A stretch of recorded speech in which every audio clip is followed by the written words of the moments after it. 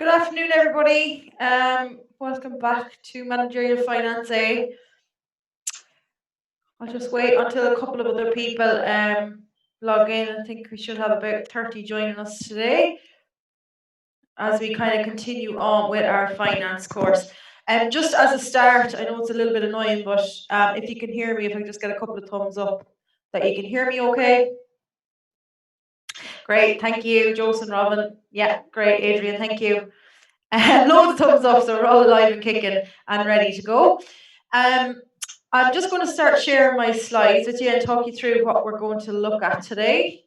So bear with me 2 seconds. At the start of this class, I am going to have a quick recap and push it back on you guys. So have a quick recap of what our gearing ratio. So I'm going to release a poll that has a CA style question. So we're going to spend the first maybe 8 minutes of the class having a look at that.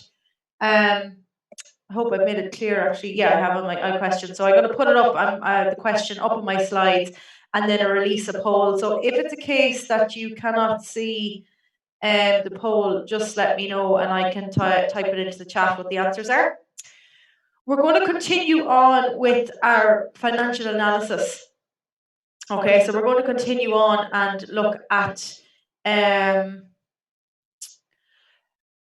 question 13. I'd asked you to have a look at in your own time. So I'm going to literally bring up the solutions to question 13. I'll post up, or I think I have the solutions possibly posted in your course manual. So that's where you're going to find the solutions. There's an extra chapter included in that manual. And as we do the questions, I'm going to post the solutions in there. We're going to continue on and I'm going to work through question 15 in your handout and I'm going to get you guys to work on question 16. And then we're going to move on and look at some of the theory around what financial institutions, how financial markets work. I have a couple of videos that I'm going to show you there, so hopefully it'll break up the material a little bit for you. So that's just to explain what we're going to look at today. Okay, I'm just going to hide this here. So what I'm going to do is, this is a CA style question. So again, myself and Paul will be putting up a message about the CA shortly, but this is just to kind of get you into gear. And there's a couple of things that I want to point out in this question. So hopefully you can all see this in the slides. If you can't, just let me know. So here is an extract of financial information that we've been given about the capital structure of a particular company. Two things that I'm going to highlight. First thing is here, we are told, so this question is trying to analyze or trying to examine that you know how to calculate your gearing. Okay, there's a little hint here, and why I'm stressing this point here is that in previous modules you might have learned a gearing ratio that just examines debt to equity. Okay, so debt to equity. We look at long-term debt or debt to total long-term finance. So can we remember from last week, our total long-term finance is made up of our long-term debt plus our equity. Okay, so just a reminder, because we might have a solution that looks like something familiar, but we're given a hint in our question that this is what we're trying to calculate, and obviously multiplied by 100% to reflect that percentage. This thing here, using book values, all that means is that these accounting figures that we've been given here, this is what we use as opposed to what the market value of these debentures might be. Seen as that we can trade in debentures, they might be worth a little bit more or less than what we have them recorded in the account. So that's just something to bear in mind. So for the first few minutes of the class, I'm just going to release that poll. If you cannot see it, let me know. Okay, so I have the poll released and you have the question here in front of you. So once about 60% of the class have a chance to answer, I'm going to run it for about 4 or 5 minutes. And we will have a look. So it's just to kind of get into touch with a little bit of recap from last week. So looking out for what is our long-term debt, and can we remember how we identify what our total long-term finance is? Okay, so take a few minutes to read that question and answer it. Again, I'll be keeping an eye out in the chat if anybody has questions. Cannot see this, cannot see the poll, etc., having technical issues, let me know. Okay, so I'll give you a couple of minutes.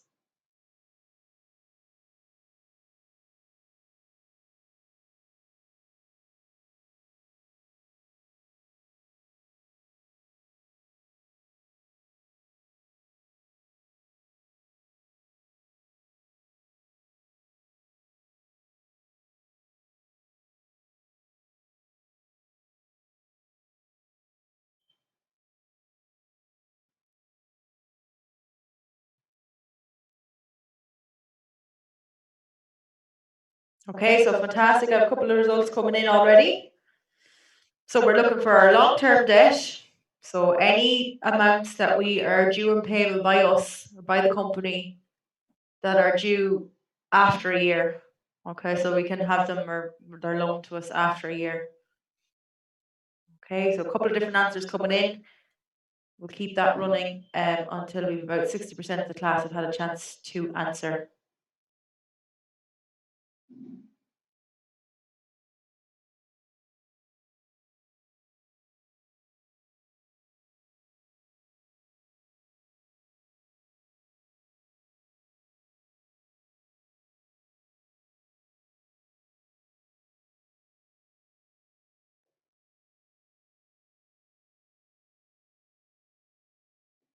Okay, so for anyone who maybe has just joined and just missed the start of what I was speaking about, we are just practicing this little CA style question.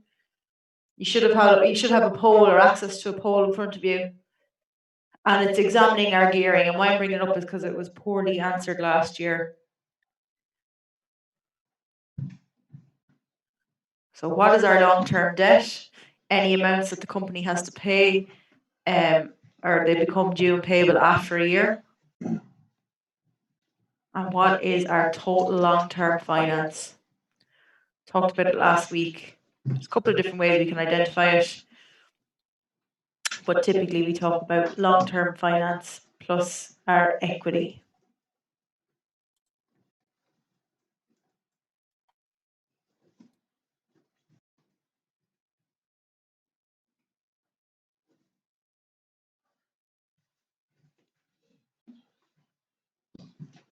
So this is just an example of how else it can be asked. You'll see that we're not given a nice balance sheet, we're just given an extract. So we need to remember what is equity, what's included in equity on our balance sheet. If we look back at question 12, what's included in equity? And what is considered long-term debt?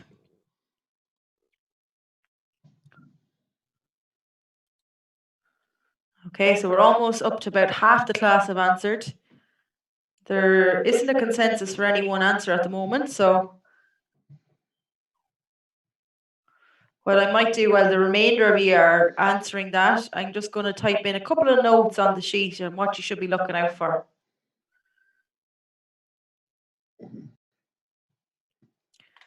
Okay, so the first thing that I'm just going to highlight here is that our total long-term finance, what we're looking for is long-term debt plus equity.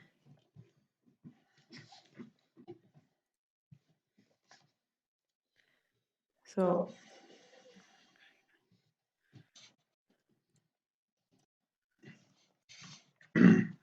long-term debt plus equity. So that's actually telling us or giving us a hint that we're not just doing the traditional gearing or the one that we might have come across before, debt to equity. We want our total long-term debt to equity. So maybe that might make a little bit more sense for anyone who's looking to finish out.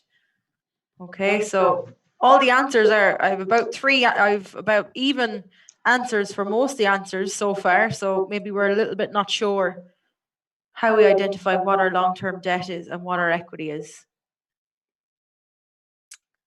So I'm going to work in two other things. So our equity, again, if we look back at question 12, it's nicely identifiable what equity is because we've been given a full balance sheet.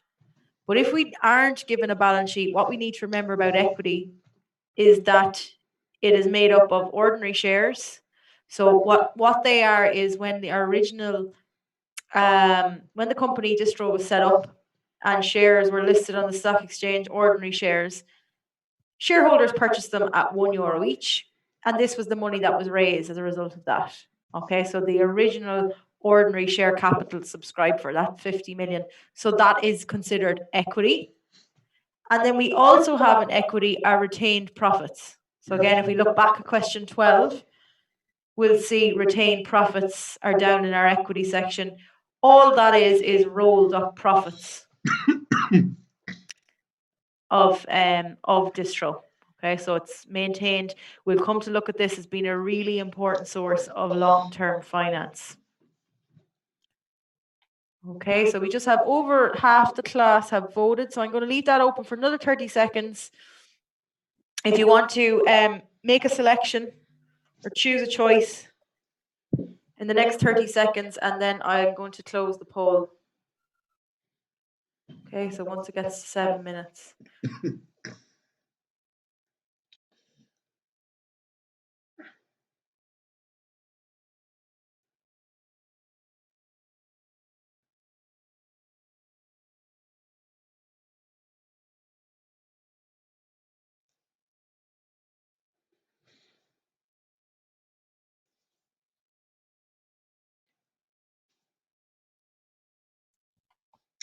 Okay, so what else am I going to mark in just before I close this poll is what is our long-term debt? So we know that what we're trying to identify is our long-term debt plus our equity. We've identified what our equity is, being the total of our ordinary shares and retained profits. But we also need to know what is our long-term debt. So any debt that's owed by the company and that's due and payable after a year is kind of considered long and not current for the purposes of our balance sheet. So our long-term debt in this instance is a 15-year bank loan. Again, an indication or something that might highlight that it's debt is these percentages here. That reflects the 9% interest that's going to be charged on the borrowings that we've taken out. Also with our debentures, again, that's 7% being the coupon rate attached or the return that we have to pay on top of the debenture amount. So our debenture is an example of a long-term debt as well. Okay, so I'm just going to close the poll now. We have about 70% of the class got a chance to answer, so I'm just going to end that poll and share back the results. Okay, so we have very mixed results here. So I'm going to spend my time just making sure everybody's quite comfortable. They know where these figures are coming from. We have a small consensus for answer 134.88%. And then we pretty have it split across the rest of the answers. So I'm going to spend my time just making sure everybody's happy that they know where these figures are coming from, because this is quite important. Again, if you go back and have a look at your notes on question 12 and question 13. Okay, so I'm going to stop sharing the results. And I am going to, again, I'm keeping an eye out on the chat if people have questions as I'm doing this. But you'll see I've already identified what our equity is, and I've already identified what our long-term debt is. The last thing, and it's even kind of given to us as a hint in our formula, and I'm just going to do it here so that we can see where the figures are coming from. The first thing that I need to identify is my long-term debt, which I have identified as my 30 million of the bank loan, plus 45 million that relates to those debentures. So maybe we weren't sure what debentures were. Okay, we will be coming on to look at these in detail, but it is a source of a long-term debt. I think you might have come across it in one of the previous questions. So long-term debt. And again, that coupon rate of 7%, reflecting the interest that we might have to pay on it. Okay, then we're going to take that 75 million, we're going to divide that by our long-term debt, so the exact same figures again, plus this time we want to add to that our equity. Okay, and our equity, so our total long-term finance is our equity and our long-term debt. Everything in our balance sheet other than our assets and our current liabilities. So our equity in this case is the ordinary shares of 50 million. So they're the shares that when we originally set up this company, we subscribed for. Excuse me. Okay, so we subscribed for. And Also our retained profits. So we're going to see that this is really the most common source of long-term finance for SMEs, because it's just rolled up profits they have recorded on their balance sheet. So the 50 plus the 90 million. I can't do a kind of underline there, but again, we're dividing 75 million by our 250 million and multiply it by 100. So if you had 34.88%, where the consensus was, you were absolutely correct. Okay, for anyone who didn't have those answers, where am I getting that from? I'm getting it from my long-term debt, which I've identified as these two figures here, dividing it by my long-term debt plus my equity, which I've identified up here, my 50 million and my 90 million, and multiplying it by 100%. So that's telling me that when I look at this capital structure, so there's 215 million in total long-term finance, 34.88% of that total finance is made up from long-term debt. That's effectively what gearing is telling us. Okay, so hopefully that makes a little bit more sense if you chose one of those other answers, where this came from. I'm going to save it down so that we have it as an example. But again, this is an important one to get to grips to. And maybe you might have a practice of it on question 14 after the class or after you've looked at this. Okay, so that's just a CA style question. Again, multiple choice, so we have to choose one.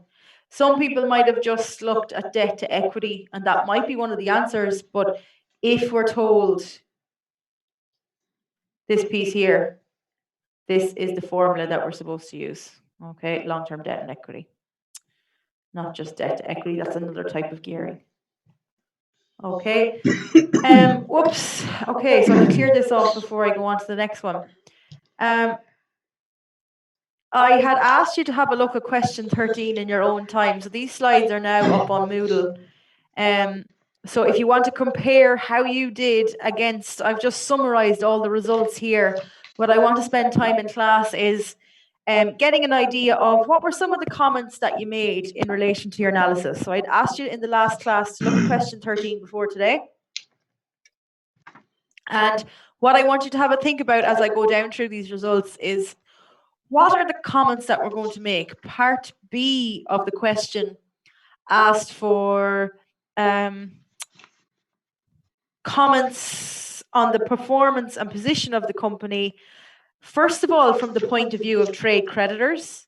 So people that are our suppliers who we owe. Okay, so what are our trade creditors? I'm going to have to think about this while I go down through these results. What are our trade creditors going to be interested in? People who we owe. And then secondly, from internal management. So what is internal management going to be concerned with out of these results? The first thing that I'm going to point out is all of these industry averages here in this last column. So these came from question 13. Okay, so I'm hoping that you had this done before today, so hopefully you're comparing your results. Why I'm pointing out these industry averages is, in your exam, if you were given these industry averages, you are required to comment on the performance of the company compared to what its competitors or what the industry average is kind of expected to be. Okay. Why I'm pointing that out is, in previous years, the analysis or the commentary is really where students fall down. So obviously you have to learn your formulas off by heart and know them.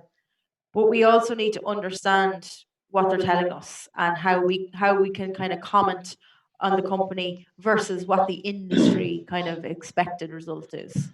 Okay, so all of this column came from the question. We were told the industry average net profit margin was 34%. So if our company is way below this, we know, well, there's maybe potentially that's going to be risky when investors are looking at it, etc. Okay, so we looked at first, I suppose, our first 4 profitability ratios here, our gross profit margin. And we can see what's happening between the 2 years. 2018, we had a gross profit margin of 40%. Again, gross profit divided by sales multiplied by 100. If your answers don't match these as you're going down, I have the more detailed solution here in the slides as well. You can go and have a look afterwards, just see where you went wrong. The most common error I see for people who don't know the ratios well enough is by inverting them. So having sales divided by gross profit.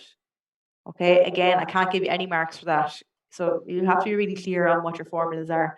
And it's good practice to start writing them out so that you kind of get them into your head. 2019, so we have all of our profitability ratios, if we look what's happened, are falling.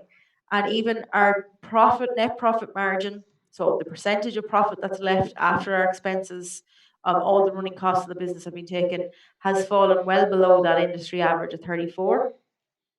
And the same our return on capital employed. Our asset turnover, again, for every €1 that we have in current assets, how is that driven towards sales or revenue? Below 1, this is weak, okay, for our asset turnover or our profitability. So our 4 profitability ratios, and if we are asked to comment on the company from a profitability point of view, we might need to know that these are our 4 profitability measures that we look at. Okay. Secondly, you were asked, again, this question explicitly asked for certain ratios. It might not be the case. Our working capital efficiency ratios. So when we talk about working capital efficiency, we're trying, and the ratios we're looking at, on average, how long does it take our customers to pay us, which is what our debtor collection period is, or debtor turnover, or debtor credit period, any of those words. And we can see that we don't know what the industry average is in this particular instance, but we do know it's taken 66 days in 2018 for our customers on average to pay us, and 62 days in 2019.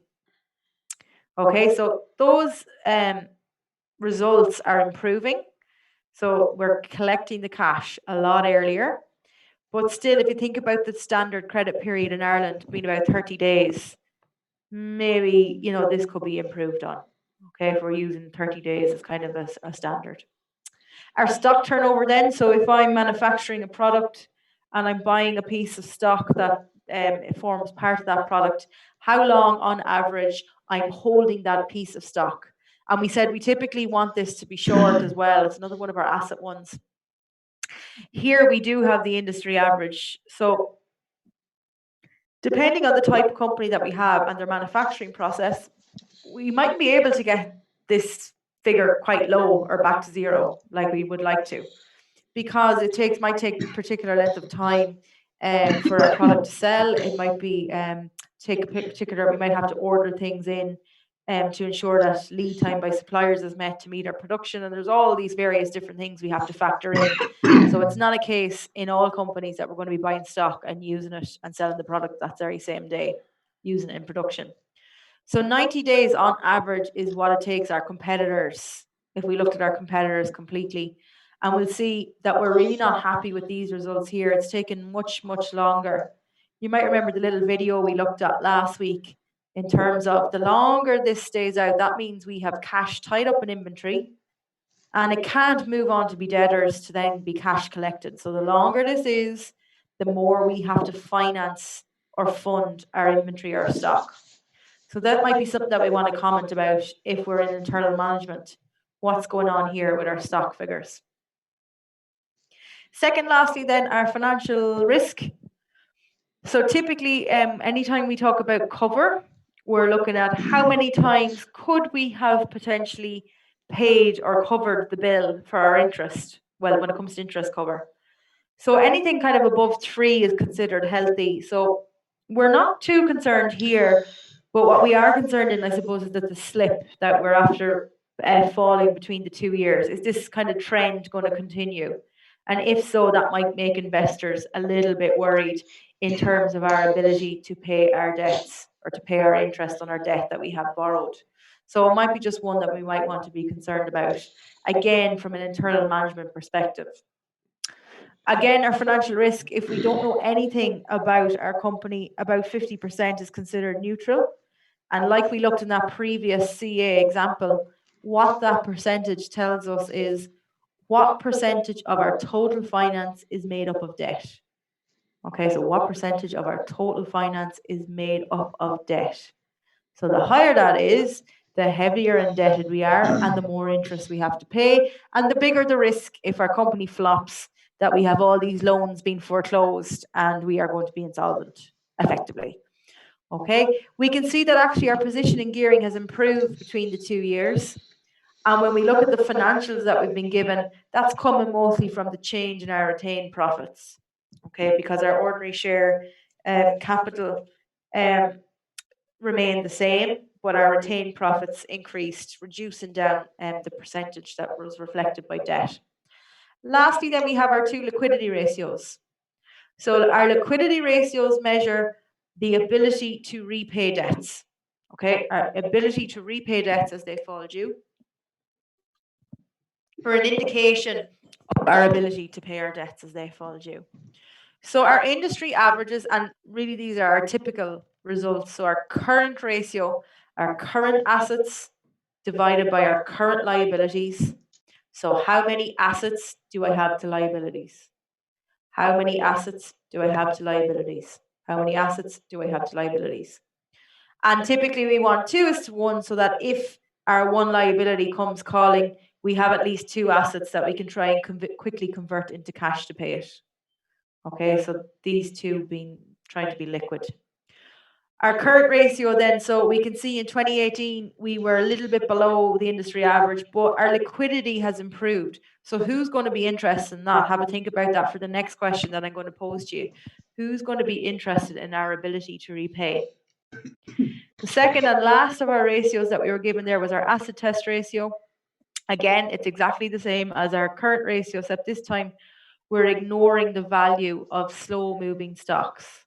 So again, how many assets do we have to liabilities? How many assets do we have to liabilities? How many assets do we have to liabilities? Okay, 1:1 is typically what we want because logically, if we have one person or 1 million in liabilities, we typically would like 1 million in assets to be able to meet that, current assets. Okay, so 1:1. But some companies can operate at a much lower level depending on the kind of industry that they're in. We can see our particular company is below the averages, but we are improving. But maybe is someone else from the outside going to be concerned with this? Okay, so hopefully your answers compare quite well to them. If they don't, go back and have a look at these slides here. I have all it done out in detail of how that fits in. What I want to pose now to the class is a question about part B, part 1. What kind of comments would we make about the performance of this company from the perspective of our trade creditors? Okay, so what kind of comments, if you want to type into the chat, hopefully you attempted this before today. What kind of comments would we like to make in terms of what would our trade creditors be interested out of this list of things? Or most interested in? Is there one that we haven't calculated that maybe we should have, that they'd be interested in? Okay, so if you want to type your suggestions into the chat.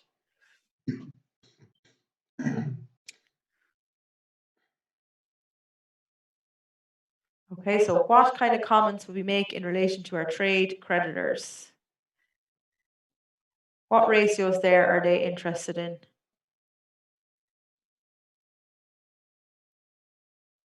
Okay, so I'm going to wait until one person at least comments. Okay, you're supposed to have looked at this for today.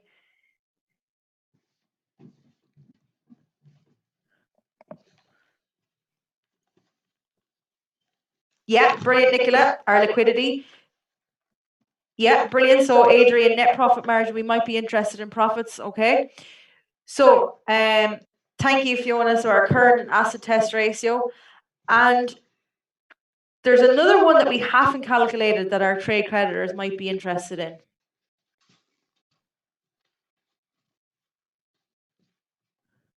What one have we not calculated over the ratios that we've come across so far? That if I'm a supplier and I'm looking at an outside company, exactly, Fiona. So our creditors collection period, exactly. Yeah, well done. Okay, so some of the comments, thanks guys for contributing there. Some of the comments that we could make. So in particular, what we are going to be interested in is our liquidity ratios down here. And we would have also liked to know what our creditors' credit period was as well. So we also had profit mentioned. Now, so if I'm taking on a new customer and I'm giving them credit, I absolutely will be interested in their financials and how profitable they are. But what's more key, because remember the key difference between profits are the sales we record, whether we get that income or not, and the expenses we record, whether we pay for them yet or not, versus our balance sheet, which is the inflows and outflows of cash. So we just have to we absolutely, if we're taking on a new customer as a trade creditor, we want to know about their profitability. But these two are really our ability to repay is where we're going to be interested, and our creditors. So some of the comments you might have made, and again, I'm flagging this because this is where people lose marks and can't understand why they don't get full marks, so they've all the calculations done. You need to have the evaluation as well. So, what have I commented here? Just a couple of points. Our liquidity has improved, but both the current and acid test ratios remain well below those industrial averages of 2:1, 2 assets to every one liability, or 1:1 for our acid test ratio. And just correctly, as Fiona has mentioned, we would have liked to have known as a trade creditor, well, how long on average is it taking this company to pay their other trade creditors? So, do you know, when we went back and we looked at trade creditors divided by credit purchases or cost of sales if we haven't been given credit purchases. And if we see that that creditor's period is very, very long, well, you know, that's going to be useful information to us. We might need to consider the level of credit we give to this company, how many days we're going to allow them to have pay, and that's going to give us an insight. Okay. Then we come to internal management. So this here, Adrian, where our profitability is more interested, our internal management are going to be all over the profitability of the company. If we see what's happened with the 4 ratios here, we know it's not a good news story. We've decreased from year on year, and we've gone well below our industry average. Okay, so some of the comments that I've made here, profitability has fallen in 2009 when we look at gross profit and net profit, so in absolute and relative terms. Our return on capital employed has gone well below that industrial average. So what I'm trying to get into your heads is, if these industry averages are in your exam, there's literally 1 mark for mentioning them and how our company compares. So it's easy marks if we know how to do the calculations and just know how to answer the question. So there'll be marks going for mentioning how we compare to the industry. What else has been told? So if we look at the accounts, the main reason we have a big dip in net profit and in our net profit margin, when we look at the margin, if you look at the expenses, so in that particular example, if you look at the line admin and distribution expenses, they've absolutely soared. So that's a huge reason why net profit has been hit so high. So we might need to look at that. And again, commenting on that industry average and that we're well below that might be of concern to the internal management, who potentially are answering to shareholders. So they might have to explain why that's the case. Second lastly, as I flagged with our stock holding period. So if we look back here, 90 days was what our competitors in the industry typically, from the time they buy a piece of item until it's either used in the production process or in an item that is sold. We're way above that, about 40 days longer than the industry average. So that means either two things. It means we're buying the stock in too early, so we don't have adequate stock management policies, or perhaps our products are getting harder to sell, so they're sitting on the shelves longer. Okay. And in this particular example, if we look at the sales figure in the accounts, they're 5 million for both years. So sales remain static, even though we seemed to our cost of sales went up, but our sales figure went static. So things are sitting longer on the shelf. And so we can see that from static sales and the gross profit margin following. Again, the fall in gross profit margin being as a result of the increase in cost and sales. Okay, so they all kind of tie in together. Lastly, then, our financial risk, internal management, going to be interested in this. Where do we sit in terms of financial risk? Our gearing, again, we see was a positive result. So it's fallen. So the lower that is, the less of a financial risk we hold for this company. So that's positive. But our interest cover has gone the other way, so this is kind of negative while it's fallen. This means that we are more vulnerable in 2019 and onwards to shocks in our P&L, in our profits. Okay, the lower this figure is, the more vulnerable we are to shocks in the economy or in our industry. So we might just want to be watching these figures. Typically, though, above 3 is fine if we're looking for kind of an indication. Again, made a comment here, we don't know what the business sector average is for interest cover, so that would have been helpful if we had that information. Okay, so that's just an example of some, maybe, did anybody mention anything else in their analysis? Okay, so there might be something that I haven't commented on there. So it's just about kind of looking at the set of ratios and then providing the commentary on it, mention those industry averages. I'm going to get you guys to look at question 14 in your own time as well. You have to do a kind of report, very similar. Again, pay particular attention to that gearing ratio. I think it looks for gearing. This time you're comparing two companies.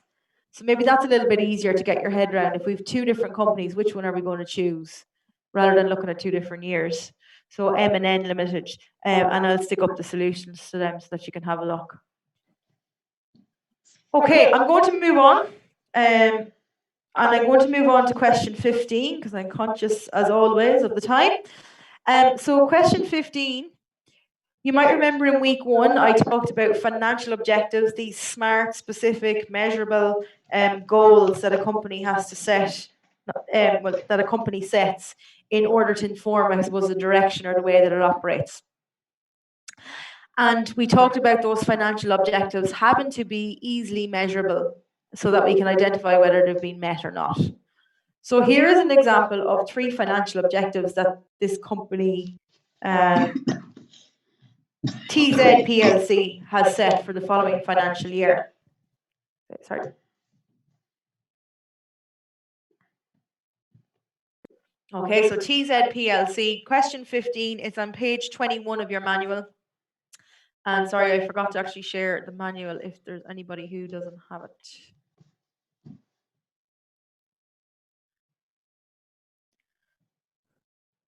Okay, so if there is anybody who is still missing the printout of the manual, there's the e-version. But let me know, I should be in the college at some stage this week. I can leave copies in the business department.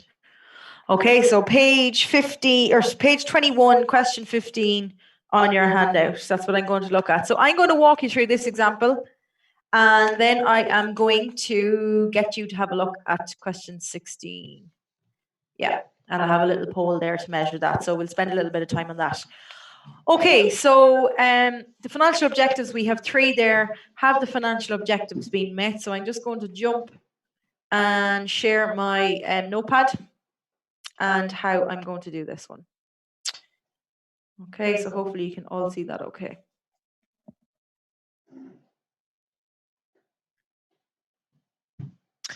Right, so what do I need to know? Well, the first thing is, what am I trying to measure? In this particular question,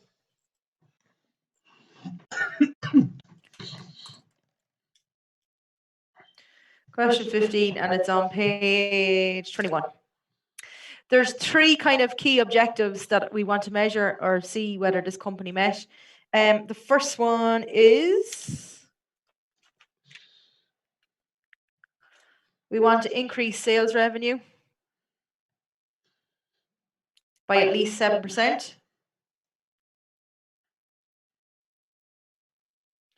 The second one is we want to increase ordinary dividend per share. So what is that? We'll have a look at what ordinary dividend per share is.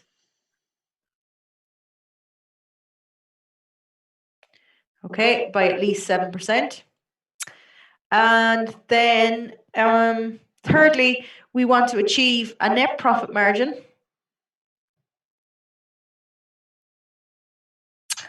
of at least 20%.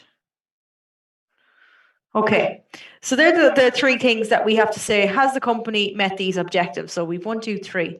I'm going to look at 3 first. That's the most straightforward one. So net profit margin. And we know that our formula is our profit before interest and tax, or it can also be known as our operating profit divided by our sales multiplied by 100. Okay, so pulling up my question, you should have it hopefully in front of you. I'm going to use, this is a little bit small, I know the text is a little bit small. My operating profit, again, we're just looking at 2019. We need the prior years for the other two questions, but for this one, we just look at 2019. My operating profit is 17 million divided by my sales of 90 million multiplied by 100. And that's going to tell me that my net profit margin for 2019 is 18.89%. Okay, I'm just going to pull this away for a minute. Again, if I'm going through to anything too quick, just shout at me in the chat. So when we look at what we wanted to achieve, we wanted a net profit of at least 20%. So unfortunately, I'm going to put a big cross through that. The objective has not been met. Okay, we're too short of it. It's less than 20%. We wanted 20% or more. Okay, so straightforward enough with that first one. Net profit margin gone. We haven't met it. Unfortunately, we're going to have to look at what happened with our expenses, or maybe our sales, whatever. We don't really have the detail. Okay. Then I'm going to move on. I'm going to look at one. So increase sales revenue by at least 7%. I do this a certain way. You can do it whatever way suits you. But the way I do it is by looking at how much have my sales increased between the 2 years. Okay, so what was my increase in sales in figures? And if I look at my notes, my sales revenue was 85 million in 2018.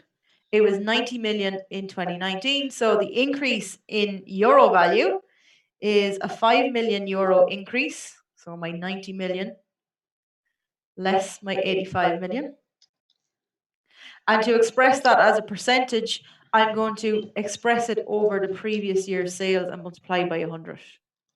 Okay, so the increase, the 5 million divided by 85 multiplied by 100, and that's going to tell me what percentage increase occurred. Another way you can do this if you want is to work out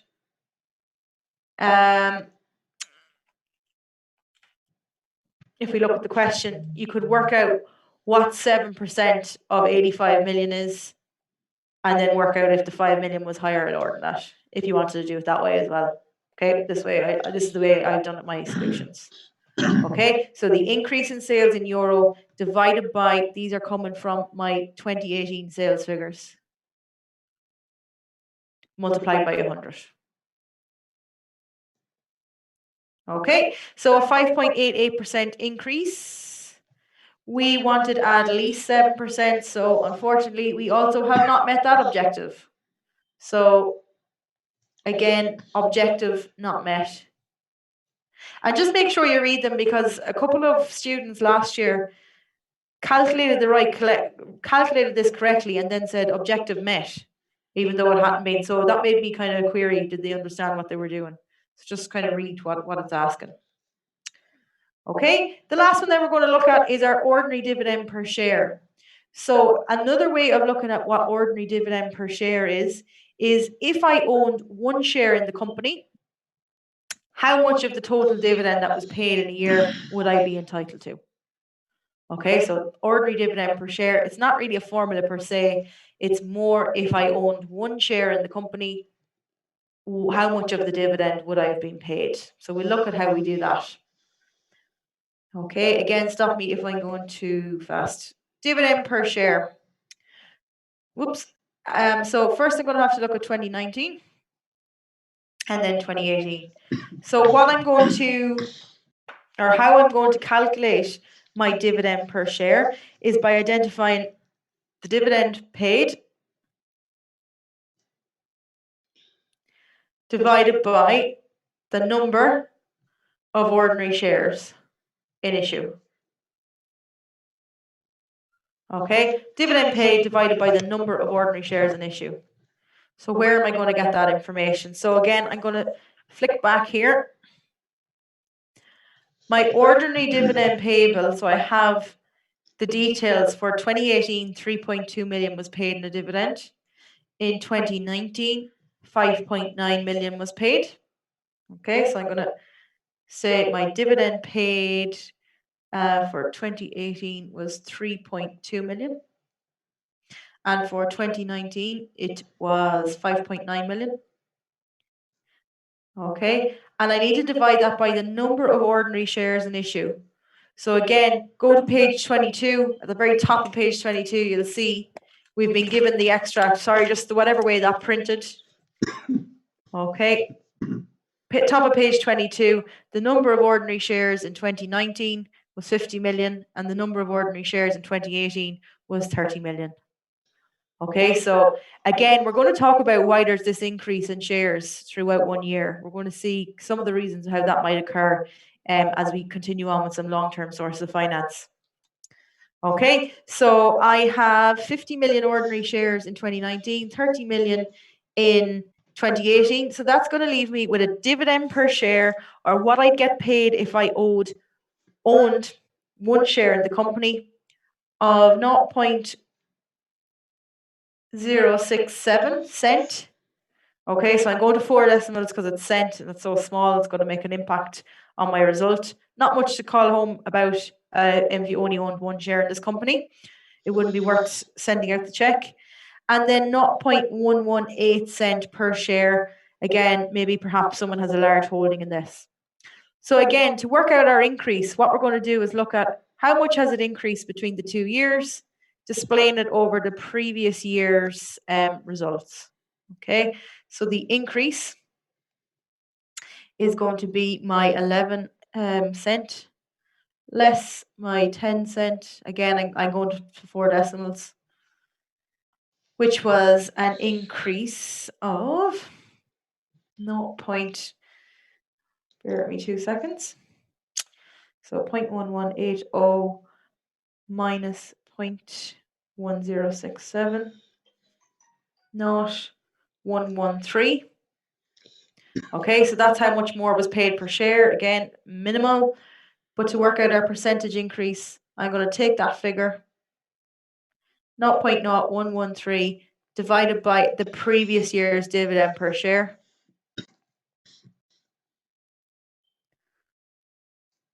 And multiplied by 100. Okay, so that 0.1067 coming from the 2018 DPS, dividend per share. Okay, and that's going to give me a result of, what was my increase? 10.59%.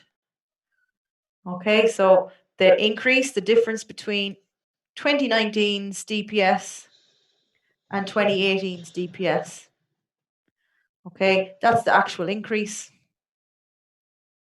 Again, another way you could have done it was work out 7% of the previous year and was the increase less or more. Okay, so we can say that we actually have met this objective, the last one, because we've increased our dividend per share by 10%. So objective achieved. Okay. So based on that and that method, I'm going to get you guys to have a look at question 16 on page 22 of your manuals. So question 16 on page 22. And I'm going to release a poll. For anybody who can't see the poll, again, please let me know. So has KD achieved its financial objectives? So I'm going to leave this up here so you can follow the method. And I'm going to leave that poll open for about 4 or 5 minutes. Okay, so 4 or 5 minutes, we'll leave that poll open. Have a look at question 16. What objectives are we trying to measure? And has KD met them? Okay, again, I'll be keeping an eye out in the chats if you have any questions on this one. I've left it up as, let's see, can you see all of it? Okay, maybe that's better if you can see all of it at once.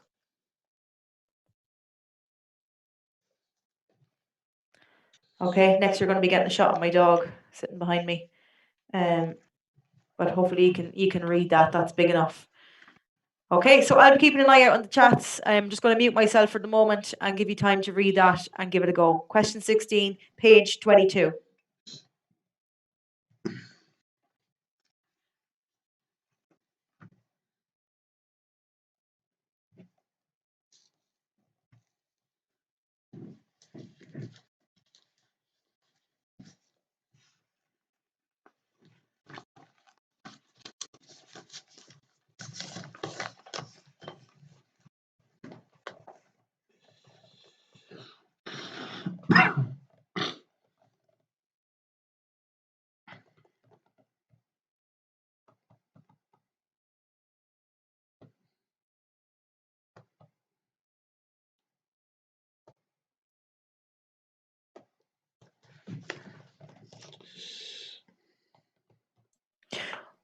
Just a question coming in about question 16. So, you just mightn't have the questions maybe in front of you, Robert. If you want to click on that link, and just go to the questions in section, I think it's section 5.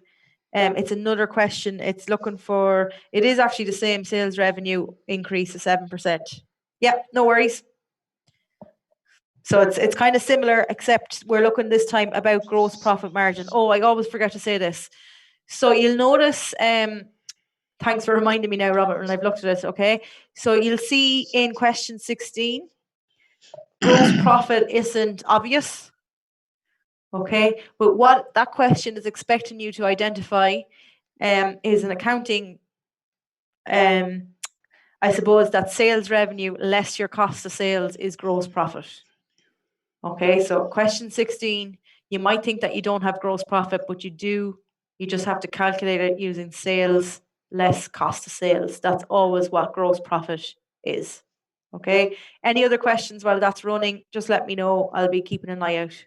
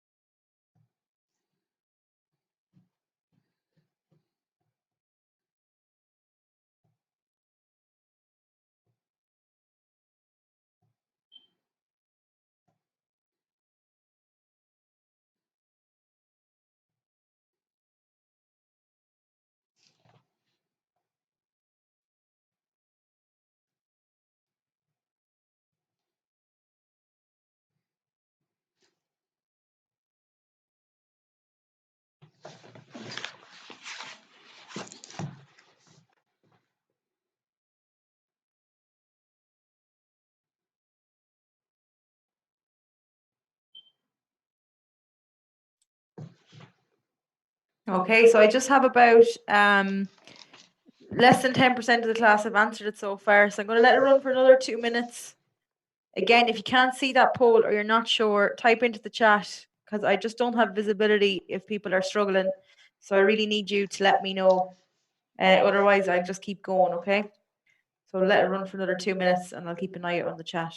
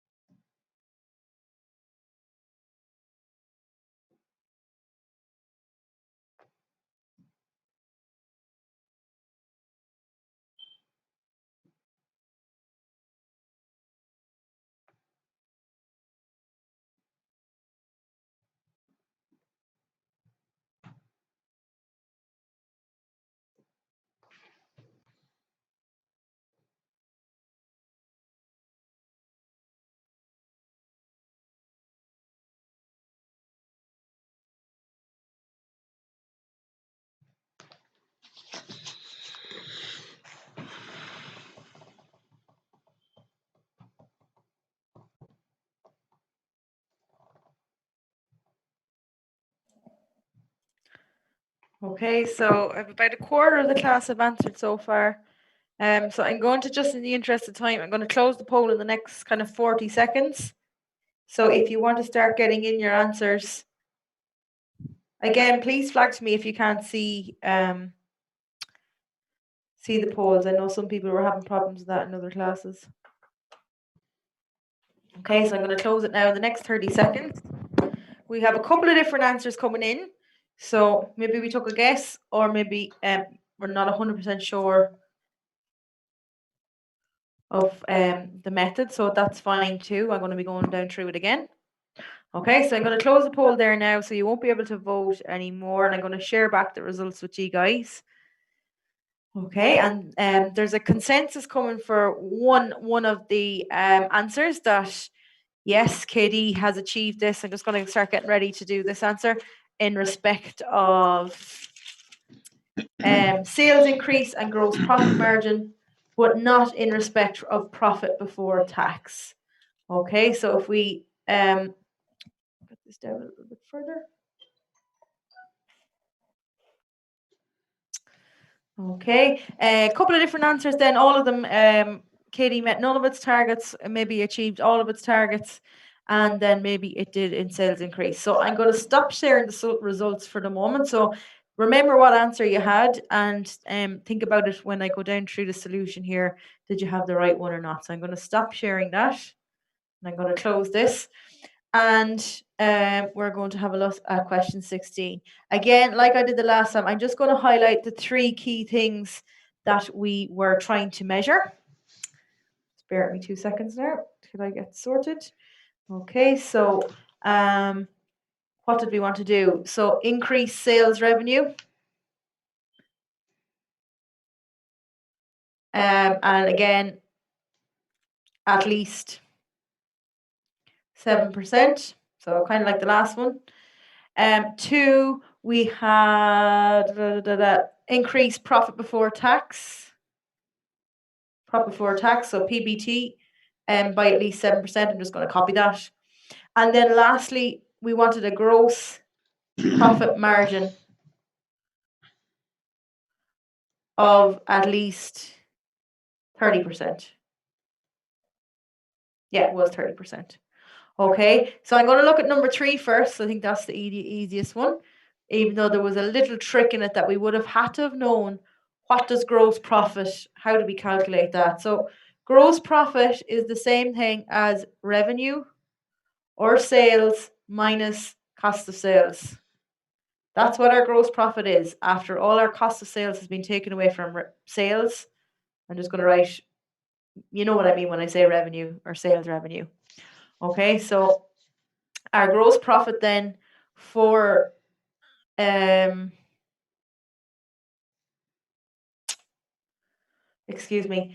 for 2016, what am I looking at? Or 2019, what year am I in? I know it's that time of the day. Our sales revenue, 21 million, less my cost of sales of 14 million, giving me a gross profit of 7 million. So my gross profit works out to be 7 million. And how did I get that? That was my sales, which were 21 million, minus my cost of sales of 14 million. Okay, so we would have need to have known that from an accounting perspective. Hopefully I flagged that clear enough for you. Okay, so now that we have our gross profit, we need to identify our gross profit margin, and we know our gross profit margin is our gross profit divided by our sales multiplied by 100, because effectively all we're trying to do is reflect what percentage is left after cost of sales have been taken out. Okay, so our gross profit of 7 million divided by our sales revenue of 21 million multiplied by 100. Again, we're aiming for at least 30%. So if it's above 30, we know that our objective has been achieved, and it is indeed. So objective has been achieved. So at least we've done something that we set out to do. We've achieved a gross profit margin of at least 30%. So after all the cost of sales have been taken away from our sales revenue, we're left with 33.33%. Okay, so companies would have worked out these amounts, how much they need to have left to, and then all the other expenses of the business that would have to come out of that. Okay, so are we okay on that gross profit piece? Sales less cost of sales. That was the little trick in that one, that we had to know that that's what gross profit is, and then our formula as before. Okay, we'll look at one then, our sales revenue. So the first thing that we need to do is, what was the sales increase? Okay, there's two ways that you can do this. You could have looked at what is 7% of 19 million, and then was the difference between the two greater or smaller than that?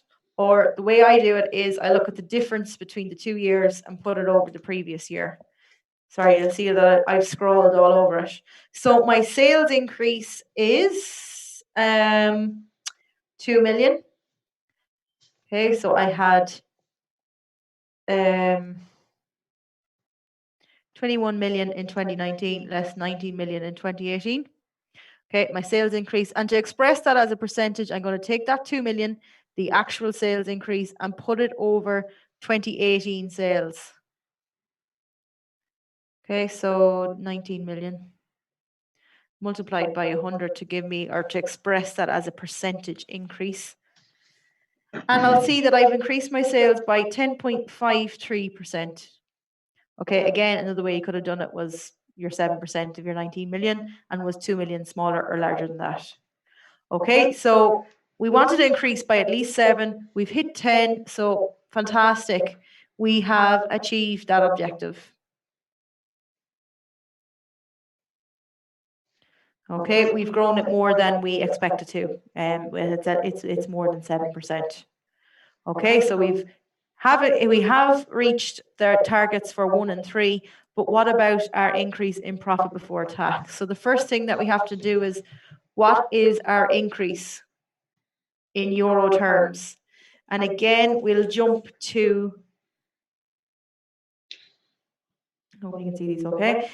We jump to our accounts. Our profit before tax was 3.9 million in 2018, 4.1 million in 2019.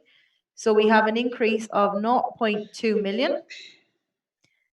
Again, that's from 4.1 million minus 3.9 million, the profit before tax in the previous years. That's the increase. And to express this as a percentage, 0.2 million divided by what the profit before tax was the previous year, is 3.9. So how much has it increased? And then we'll be able to see, did we meet that target? So our increase in profit before tax was only 5.12%. Again, if we scroll right up to the top, we wanted at least 7. So we have not met this objective. Okay, so our increase in profit before tax, this objective has not been met. Okay, so this question has come up a couple of times as a short little question in question 1.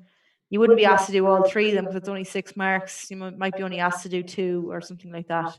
Okay, so for 6 marks, a nice one if you're comfortable using your percentages and your increases and identifying whether financial objectives have been met. I'm just going to share back the poll there for a minute, just so that we're all clear that the correct answer was, in fact, we have met the target in relation to sales and gross profit, but not in respect of increase in profit before tax. So answer 3, or C, or whatever that we had the kind of majority consensus for, is the correct answer. Okay, and I'm just going to stop sharing those results there now. Okay, any questions on that? I'm going to leave that up just for the next few minutes. I'm going to take a short break now. We'll just take, I'm just conscious of the time, we'll take a 5-minute break. What time are we now? Okay, so if we're back at 4:15, we'll take a 5-minute break. Sorry, I'm just typing it into the chat. Okay, so break until 4:15, and we'll come back and we'll move on to the next bit.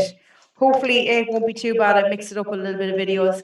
I'm going to turn off my mic for 5 minutes, but I will be watching the chat if there is anybody that has questions on that question that I've just looked at.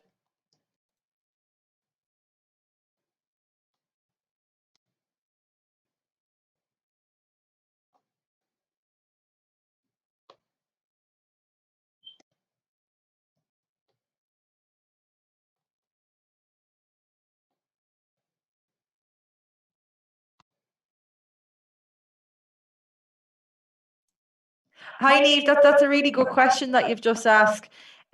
So, in question 16, if you see determine whether KD has achieved its financial objectives in the respect of the year ended 31 August 2019. So just watching for what that last line says.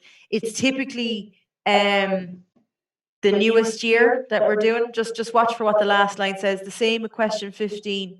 Determine whether TZ has achieved its objectives for 31st of October 2019. So we knew we had to look at 2019.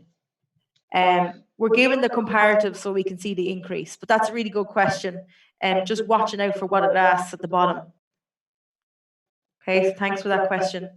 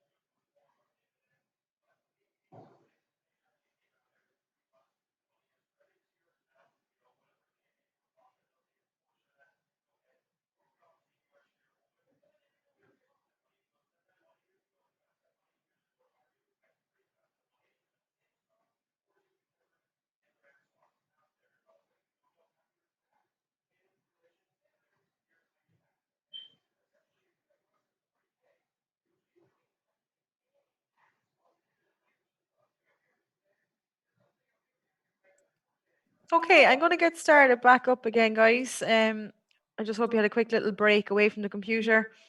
And I'm going to start on the next little piece. The next little piece is broken up with a couple of videos just to help explain some of these topics. So again, there's questions 1 to 10 in your manual, which are kind of questions around. They're not multiple choice questions, but they're ones that I would recommend that you have a look at prior to the CA in terms of maybe making notes for yourselves. Okay, so I don't put up solutions for questions 1 to 10 in your handout, but it would be worthwhile having a look at them. Also, again, question 16 we've just done. There's a couple that we didn't get a chance to do. Question 14 in class. Have a look at that as well. And I'm going to stick up the solutions shortly up on Moodle within your course manual. It's an extra chapter that I've added to that book. Okay, so I'm just going to turn off my video while I start chatting about this. I get distracted looking at myself. I'm going to move on to talking about financial markets. And I have a couple of little videos just to explain what way financial markets work. And then a couple of polls so that we can see that we're taking the key kind of information, what we need to know about financial markets. So you'll see it in your notes as well, starting from page, do I have these in front of me? 23, that's what I'm kind of referring back to. So I'm going to run through a couple of points that you need to know. So firstly, when we talk about financial markets, the first of the financial markets that we focus on is the money market. And the really key thing about the money market is that's for finance that's short term. And if you want to write in for yourself, the short term is anything that's less than 1 year. Okay, so when we talk about the money market, typically these are this is the bank's dealings in short-term loans and other kind of financial institutions other than banks. So they deal in loans that are lent out for less than a year. It might be intercompany loans. They issue loan notes issued by the government or treasury bills, and they also deal in foreign currency. Oh, sorry, yeah, no problem. So money market, short-term finance, less than 1 year. Okay, so thanks Mia for reminding me. I'm going to show you a short little video now. I might just ask you to give a quick thumbs up that you can hear the sound when I mention it. But it's just a quick little thing on our short-term money market. What does it work? And give you a break from listening to me. Okay, so just bear with me 2 seconds and I'm going to get that up.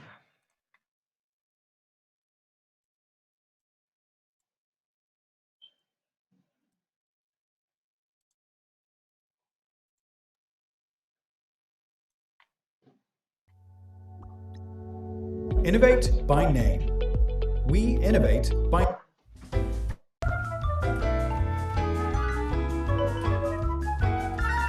Money markets are safe, liquid investments that are well suited to the small investor. They typically invest in steady funds, such as treasury bills and commercial paper.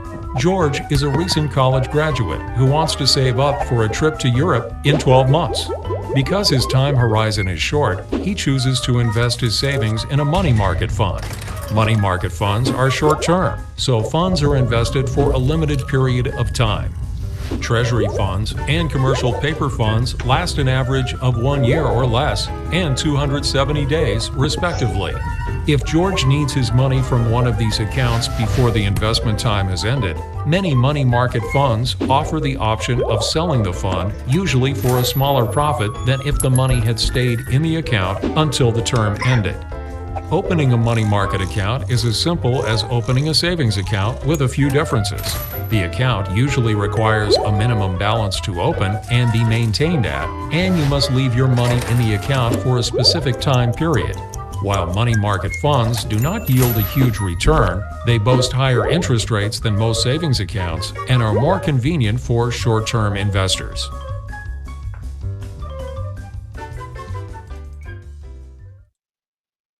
Okay, so that was just a short little video on our money market, highlighting that it's where investors typically are going to invest for the short term, so less than 1 year, And the types of things, the only one thing they didn't mention there was that it also could be where you're dealing in banks lending and borrowing in foreign currency. That's extra in your notes there as well. So anything typically less than 1 year, and large companies and governments will also borrow on that market if they're looking for some short-term sources of finance. That is indistinct to what's known as our capital markets.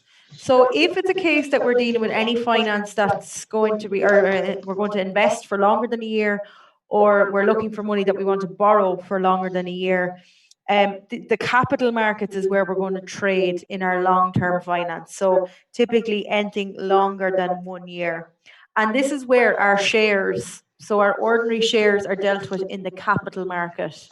Our debentures are dealt with in the capital market. Loan notes, any of these kind of things are dealt with in the capital market. There's two parts to the capital market. The first one is our primary market. So that's where, I suppose, effectively where we issue, if we have a company and either we're going to list it and issue new shares in the company and open it up to investors, that would be considered new capital. And we then raise the money. So we'll look at an IPO or listing our company. If I have a small privately owned business that's growing and I need access to more funds, I might decide to release it or issue shares on the primary capital market to raise funds for my business. The secondary market then is for existing securities. So for, say, for example, I own shares in Intel or in Kerry Group PLC or any of these listed companies. I might see that the share price has creeped up. Maybe potentially they've identified a product that there's great confidence it's going to be profitable, it's going to grow the wealth of the company. So the share price reacts accordingly, and people want to buy shares, so the price edges up. I own the shares. I might want to sell them to realize a gain, to realize my investment. The secondary capital market provides me with a place that I can actually sell those shares. So that's all that secondary market is. And I have a short little video here now of just the difference between those two, the secondary and the money market. So just bear with me 2 seconds and I'm going to put that up so you can just have a little look. What's the difference between our short-term, anything less than a year, money market versus that capital market where we're dealing with more shares and other things like that? Oh wait, did I do that properly? Just bear with me 2 seconds.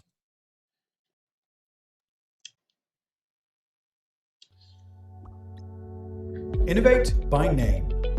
We innovate by nature.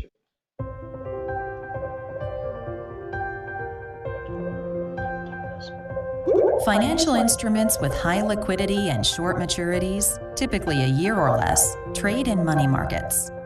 Long-term assets with maturities longer than a year trade in the capital markets. Together, they comprise a large portion of the financial markets, and many companies, governments, and individuals use them to manage liquidity and risks. Capital markets include the stock and bond markets. They serve as proxies for world markets and are therefore widely followed. Stock exchanges, commercial banks, and all types of corporations that operate in capital markets are closely scrutinized. They use the capital they raise for long-term purposes, like mergers or new business lines. Companies, along with federal and local governments, issue debt through the bond markets. Companies can issue equity on the stock market to raise capital. Since governments are not publicly held, they cannot issue equity. New securities are bought and sold through the primary market. Securities that have already been issued are traded on the secondary market. Both are part of the capital market. Capital markets usually offer better returns, but they're riskier and not the best place for short-term funds. Money markets are a safe place to park funds that'll be needed soon. For example, retirees living on fixed incomes use money market instruments to keep their money safe and accessible. Deposits, collateral loans, acceptances, and bills of exchanges are used in money markets. Central banks and commercial banks, as well as acceptance houses, operate in money markets. Short-term debt is used to cover expenses such as payroll.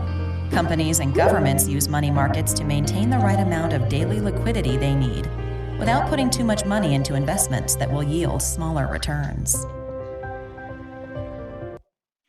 So that's just a quick little kind of synopsis between the two. I think one of the important things there that they mentioned was that number one, I suppose, if we're looking for kind of more a shorter fix for liquidity, we're going to look in here in the money market versus the capital market, which typically can be a little bit more expensive when we're looking at long-term finance. As we travel through the course, we're going to look at long-term finance and the types that arise and kind of compare it to short-term and how expensive it is, because it's that bit riskier, and we'll see how that plays out. The second thing I think that was important there was this idea of when we list our shares in the primary market first, that money goes to the company itself that is selling the shares. But once we get into this secondary capital market, it's the investor who actually owns the shares who's realizing the gains. Okay, so just based on that little synopsis, I'm going to release a small little short little poll. Pick one example of a kind of a CA question. Which of the following best describes the money market? So 2 minutes, have a read through the 5 answers, select one which describes the money market. And I probably should hide this so we are recalling it from memory and not from slides. Okay, so hopefully those short little videos helped.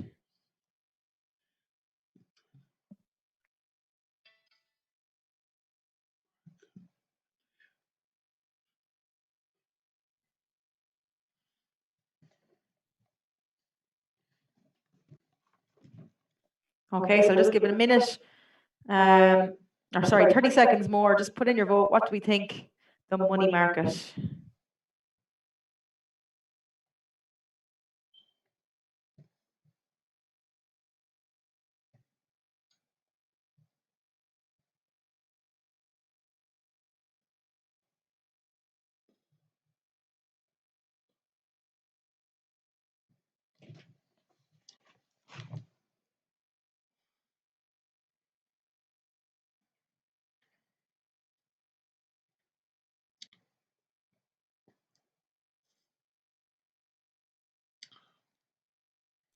Okay, great. So almost everybody has answered. So I'm going to close the poll now. I'm going to close the poll and I'm going to share back the results. And thankfully, we have a large consensus for an answer that is the correct answer, which is the money market. It's the market for trading in short-term funds, so those ones that are less than 1 year old, or less than 1 year. Can't get out my words today. The other 4 examples are examples of the capital market. So the market for trading in long-term funds, that's more a capital market. And then we know we have the primary market for new securities, the secondary market for existing securities. Again, preference shares, anytime we're dealing in shares, ordinary shares, that is going to be our capital market, them kind of being a type of equity. Our market for trading in debentures, typically debentures are longer term, and the market for trading in ordinary shares. So it's another thing to watch out for in multiple choice questions. You're trying to pick the best answer. So maybe sometimes can a debenture be payable in a year? So just pick the, I suppose, the closest answer to that. So I'm going to stop sharing those results now. Well done. And I'm going to move on to the next little bit, which is looking at the stock market and what way does that work. So we'll see, again, there's, with our stock market listing, what are we talking about? Well, say, for example, I've set up my company and I've kind of grown it in so much as I can. I've borrowed as much as the bank will lend me to grow my business. And now I really have a great idea. I think it's going to be huge. I think it's going to have a global impact.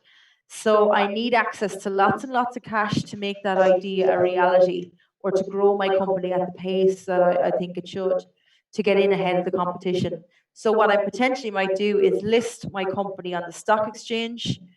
And by doing that, what I do is kind of relinquish full control of my company and offer up new shares or new securities in the primary market of our capital market. And I allow global investors to invest in my business. So they can obtain, I obtain the cash, they obtain a little piece or a little share in equity in my company. Okay, so there's huge benefits to doing this.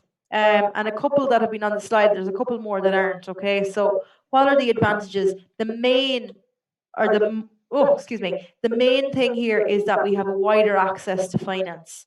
So think about all those companies listed on the London Stock Exchange, the Irish Stock Exchange, the New York Stock Exchange, etc., etc. Hundreds of millions of investors have the potential to purchase shares in those companies. And as a result, that means those companies have access or potential access to lots of finance or funds coming into the business. So that's a huge, huge advantage. The second biggest advantage is this one here, improved marketability of the shares. All that means is if I own a share in a listed company or a company that's registered on a stock exchange, it's far easier for me to sell that share. Okay, so if I own a share in a family business here in Mullingar, it's going to be very hard for me to shift that or sell that to someone, because who else is really going to want it after them? But if I own shares in Intel, well, someone can look at the financials of Intel on the stock exchange, see how they're doing, think if it's going to be a good bet. That's going to be far easier for me to sell, okay? And for some of the reasons that the transparency and the availability of information for a listed company, which we see can be a disadvantage for the company itself. Lastly, then, second lastly, because there's one other that hasn't been mentioned, a higher financial profile. Again, there can be this reputational, if we're listed on the stock exchange, we now have to follow much more stringent rules in terms of reporting our financials. Because think about it, I now no longer control my company. I'm answering to investors who have placed their money in my company, expecting a return by either dividends or by an increase in the share price. So that's one of the things when we look at the disadvantages, we have to keep that in mind. We're kind of letting go control, and now we're going to be answering to investors. But on the other side, we're going to have a higher financial profile. So when we're dealing with banks, and we'll see as we travel on further through this, when we deal with banks, companies typically deal with a different type of bank than you or I. They deal with these merchant banks that only deal with corporate customers. We have a better chance of getting money and funds, again, due to our position.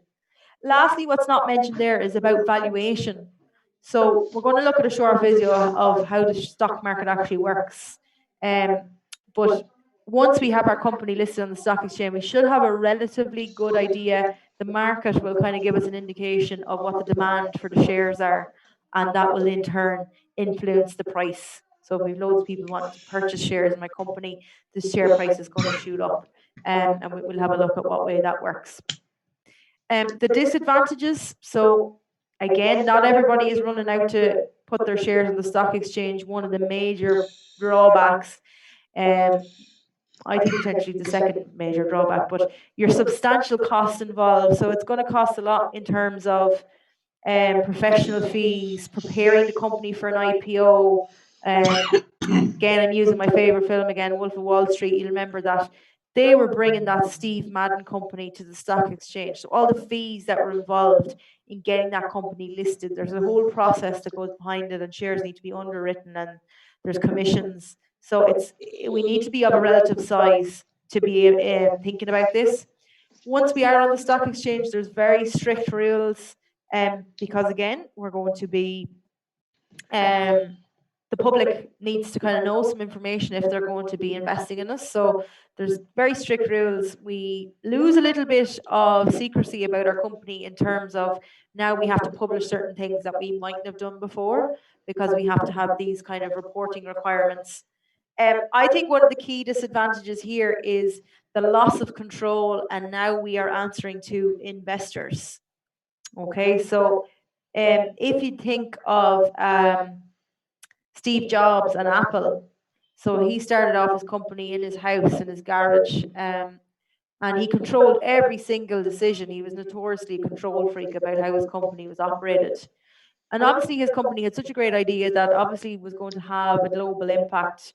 And he realized that he wasn't going to be able to grow it unless he brought outside investors or listed that company. And we'll see what happened a couple of years after Apple was listed on the stock exchange, because now the management and those agents that were working the company, obviously Steve still held a percentage of shares, but he no longer had the control or majority control of the company. And it turned out in the end that he actually ended up getting fired from his own company that he had shares in because management were saying, he was kind of spending lots on R&D that was kind of sinking the value of the company. So when we do our listing our company, one that I think we're giving up control. As well, what's not mentioned there, if we have a smaller company on the stock exchange, it might be deemed a higher risk. So it's going to be there's going to be more pressure on us to generate a return because there's going to be deemed to be a little bit more risky. So I'm just going to share one last short video on how the stock exchange works, just to give us a little bit of an idea and give you a break from listening to me. Okay, so bear with me 2 seconds. Family New Houses has been with AIR since the very beginning, and in reality, I find AIR is absolutely fantastic, consistent, and it's quick and easy, and more than anything else, it's reliable, and that's really, really important.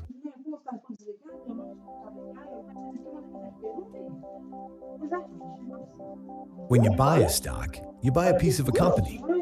Companies raise money by issuing stock, frequently through initial public offering, IPO, in which the company's worth and the amount of shares being issued determine the stock prices.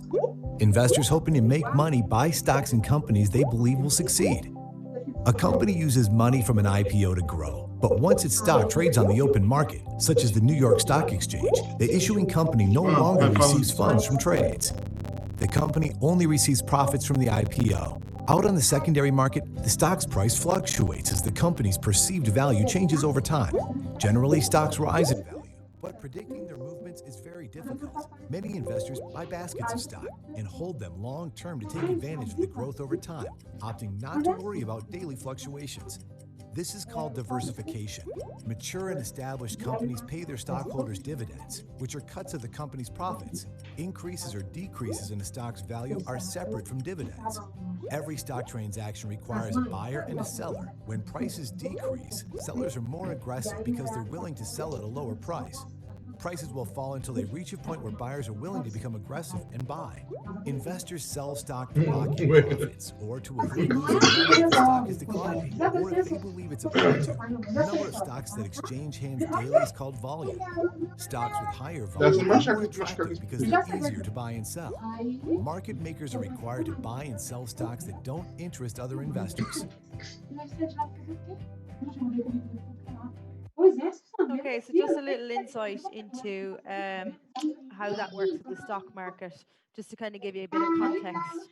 We will be coming back to have a look at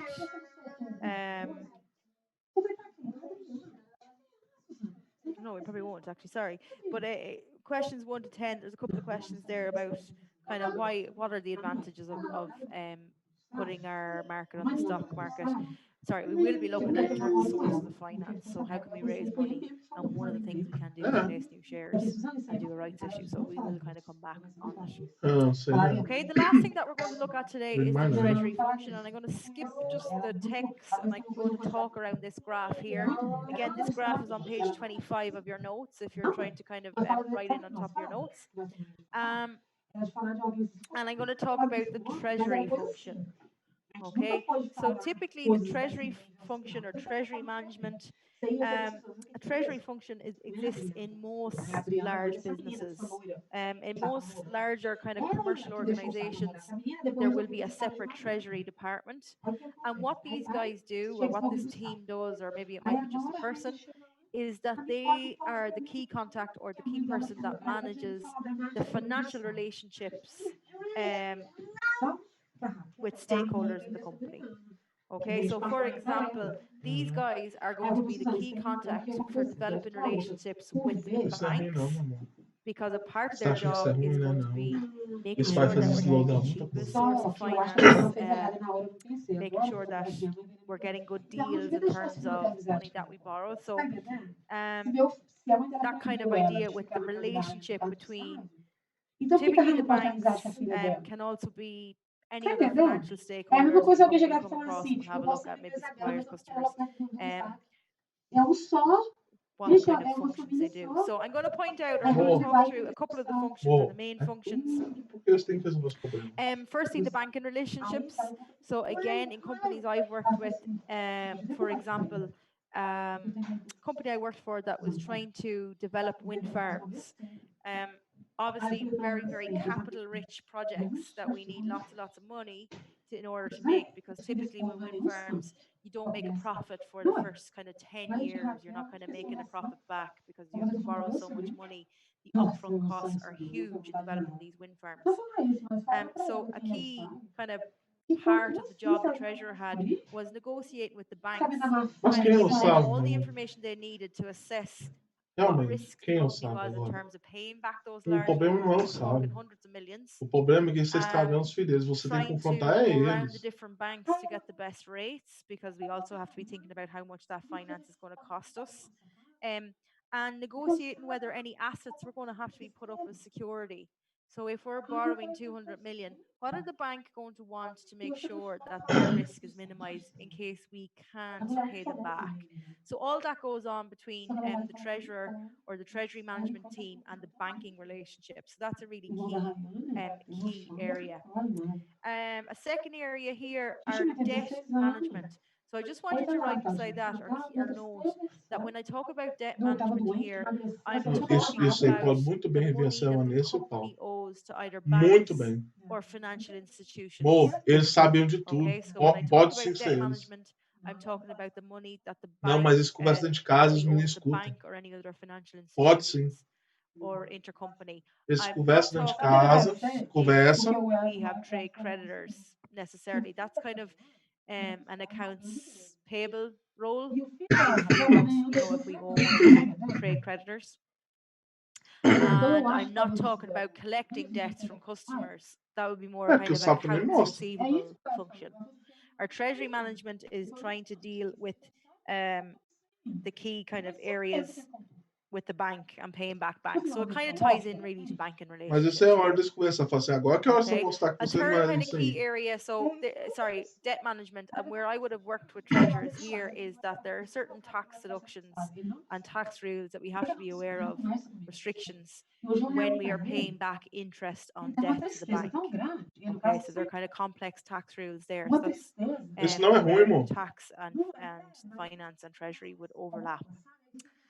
Thirdly, then, our liquidity management. So we have been looking at our liquidity ratios, and we know, like we looked at question 13, our trade creditors are interested in our O ability que to você está pay. fazendo? So Nada. one of the things that a O que você treasury faz é cuidar management dos might be filhos. involved in with finance Você faz muito is, mais que do eles, we irmão. have enough working capital? So current assets less current liabilities.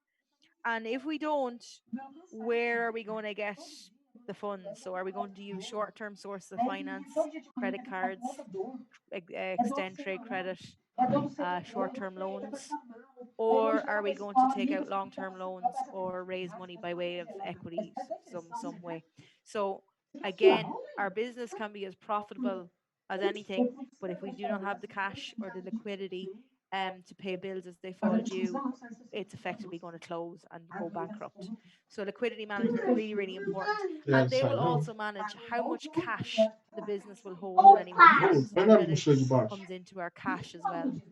Again, we know if we hold too much cash, it's kind of a waste. We're wasting that money. Vai. So a treasurer might look at our cash Eu levels já and tá falando, decide falei que é that I'm normal, going tá to tudo normal. invest X amount over here or shift it over, etc. So we have to watch that. Você vai, não vai? Lastly, then, so I suppose funding is a Você não key vai one. comigo hoje. Again, where are we going to get the money from? Always a good question.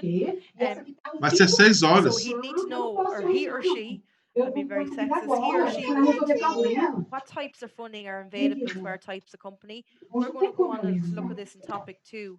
Very different options available for our normal limited company versus our listed company. And again, international aspects there. So an additional one that probably doesn't kind of slots in between risk management is most companies in Ireland will have some exposure to foreign currency. And by that I mean is they do business with another country and maybe are either paying for goods in other currency or are receiving money for sales in other currencies. So the majority of companies in Ireland will have some exposure, at least to the UK. So, for example, minimizing risk around repayments, etc. One of the things they might do is looking at FX exchange. And I think you look at this with Paul and his side of the house. So, FX risk, the risk that exchange rates will move and it becomes more costly for us to repay. So, an example that I'll give you in context is an Irish business which has a UK branch and it has borrowed sterling from a UK bank to use in its UK business, which is fair enough.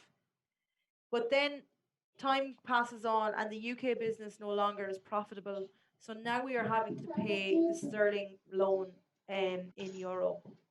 So what a treasurer might do to minimize any risk is by exchanging euro into sterling or locking in a rate to avoid any fluctuations in the exchange rate between the two. Okay, or vice versa if we were doing the same. Okay, so minimizing risk. So with that all in mind, did I want to mention anything else there? No, financial stakeholders. So there's just one short little poll left. You'll be delighted to know, and that's just what is the kind of we have four. I've just launched that there now. Hopefully you can all see it. There's four main functions with payroll management, currency management, debt collection, funding management. It's not actually, I think I set it up as a multiple choice. It's not. There's only one answer. So, which of the two are usually treasury functions? And I'm highlighting here that debt collection in that context is collecting money from customers. So, is that really a role for treasury? Okay, so I'm highlighting debt collection in this 2 and context 3. is collecting money from customers. So, which of the two do we think most closely describe treasury? Okay, so I'm going to let that run up until about 60 or 70% of the class have answered, or for a minute and a half, whatever the case may be. What do we think? I don't know why I set it up as a multiple choice. I think I put the answers in wrong, but it should just be one answer. So select one answer.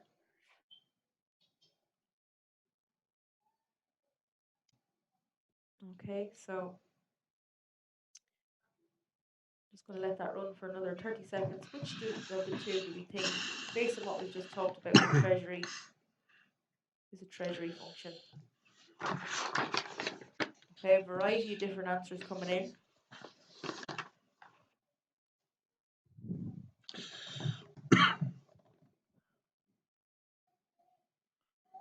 Okay, so I'm going to close the poll now in 30 seconds. If you want to get your answer in. Again, I hope everybody can see this. Flag to me if you can't. Again, I know in previous classes I just posted into the chats. Okay, so I'm going to end the poll now in the next kind of 10 seconds. So if you want to get in the last votes, nearly all the class have answered. I'm going to close the poll now. We have a variety of different results. Zach, Vinka. Let's have a look and see what we think. So again, we have to think about a multiple choice question in terms of which is the closest answer. So I've shared the results back there with you. So the question was, which two of the following are usually treasury functions? We have 1, payroll management, 2, currency management, 3, debt collection, 4, funding management. Okay, the correct answer is 2, currency management. So managing FX gains, FX losses, locking in currency. That's going to be really important. We see that falling within that kind of management of risk. And 4, funding management. So answer 1, 2, 3. Answer 4 is the correct answer. 2 and 4. Okay, payroll management again will be done within a separate team. It's not really, while the treasurer might be involved in ensuring that we have enough liquidity to pay salaries, they're not going to be actually managing the payroll process. That's going to be done in a payroll team or somewhere else.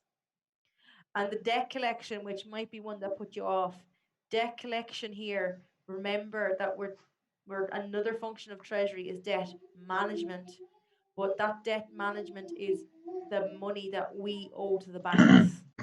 Okay, not collecting debt from customers, which is what debt collection refers to there, which is really more a function of accounts receivable or accounts receivable function in a business. Okay, so hopefully if you chose anything other than 2 and 4, that's making sense to you why that's the case. Just watching out for, I'm just going to stop sharing those results here. When we talk about debt management here, we're talking about managing the debts that we owe to third parties such as banks and financial institutions, not trade creditors, and not collecting cash off individuals. Okay, so today we looked at a good bit. We continued with our financial analysis. I'm just going to stop sharing this for a minute. We continued with our financial analysis and we looked at a couple of questions. Have a go at question 14 in your own time. I will be posting up the solutions in the chapter in your course manual online. We also kind of started looking at some of the things around the capital markets, listing on the stock exchange, some of the benefits of that with treasury management. We've 1 or 2 small little pieces to look at as well, which we will pick up in the next class. I'm going to end the class there. I'm going to be on for the next 5, 10 minutes. If anybody does have questions, let me know. I'll be here to answer them. Otherwise, thanks for joining this evening. Dela. And I Vai will pra see lá, you Dela. guys next week. Myself and Paul will be writing out to you shortly about the date and there's details for the CA. What's up, YouTube? Everyone watching this video. We'll write out All right, to or you can make it check boxes, or you can just thanks, have them. Robert. We will write out to you shortly about the CA. Thanks, Fiona. Okay, so any other questions, I'll be here for the next few minutes, but I'm sure you're all delighted to get off Zoom for a while. Hi, Jake. Yeah, what I can do is I'll leave one in the business department for you. Okay, the printed booklet. Okay. Thanks, Neve. Okay. How are you finding the online lectures, Mohammed? Are you finding them tiring or? No, pretty good. Okay, good. No, I'm fine with them. Pretty fun. Good. Thanks, Robin and Jake. Vou fechar a porta, mano. Ela é sério.